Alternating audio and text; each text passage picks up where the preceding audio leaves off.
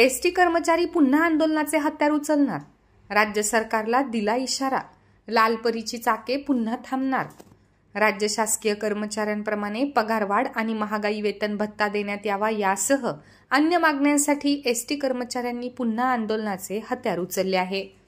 आज बुलढाणा आगारातील एसटी कर्मचाऱ्यांनी आगार परिसरात निदर्शने केली, तर मागणी मान्य न केल्यास 3 सप्टेंबरपासून उग्र आंदोलनाचे हत्यार उचलू असा इशाराच एसटी कर्मचाऱ्यांनी राज्य सरकारला दिला आहे. एसटी कर्मचारी संघटनांच्या कृती समितीचा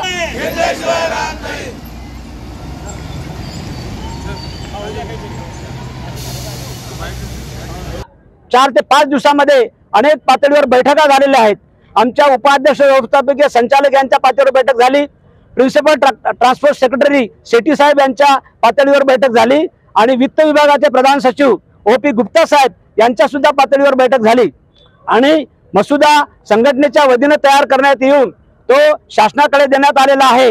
आणि काल परवा कॅबिनेट होईल या अपेक्षेवर कामगार असताना मात्र कॅबिनेट झाली नाही आणि पुढील काळात कॅबिनेट होण्याची शक्यता असल्याने आपण आपला आक्रोश हा आमच्या कामगाराच्या वतीने या ठिकाणी निर्माण करत आहोत. महाराष्ट्रभरामध्ये कृती समितीच्या आव्हानाला साथ देऊन आज महाराष्ट्रभरामध्ये आक्रोश आंदोलन घंटानाद आंदोलन पार पडत आहे. त्यातलाच एक भाग आज या बुलढाणा विभागामध्ये झालेला आहे.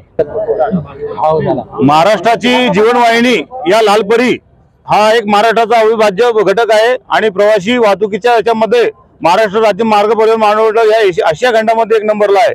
अशा स्थितीमध्ये राज्य शासकीय कर्मचाऱ्याप्रमाणे पगारवाढ मिळावा यासाठी विविध संघटनांच्या माध्यमातून कृती समिती तयार झाली आणि 2016 पासून आमची मागणी राज्यकर्त्यांनी वेगवेगळ्या आंदोलनाच्या माध्यमातून आम्ही त्यांच्यापर्यंत प्रश्न मांडण्याचा प्रयत्न केला. परंतु आज भाव येतो राज्य शासकीय कर्मचाऱ्याप्रमाणे वेतन देण्याचं त्यांना आम्हाला आश्वासन दिलं, परंतु ते मागणी अजूनही पूर्ण झालेली नाहीये.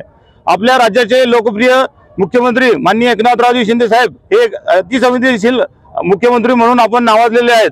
निश्चितच महाराष्ट्रातील जनतेला न्याय देत असताना या लालपरीच्या सेवकांना सुद्धा त्यांनी राज्य शासकीय कर्मचाऱ्याप्रमाणे पगार वाढ द्यावी व आमचा राहिलेले प्रलंबित करार व वेतन आयोगाच्या धर्तीवर आमचे करार करून आम्हाला राज्य शासकीय कर्मचाऱ्याप्रमाणे पगार वाढ देण्यात यावी. अन्यथा कृती समितीच्या माध्यमातून 3 सप्टेंबर पासून गणपतीच्या मुहूर्तावर एसटी कर्मचारी हा मोठ्या आंदोलनाच्या पावित्र्यामध्ये आहे हे मी राज्य शासनाला सांगू इच्छितो.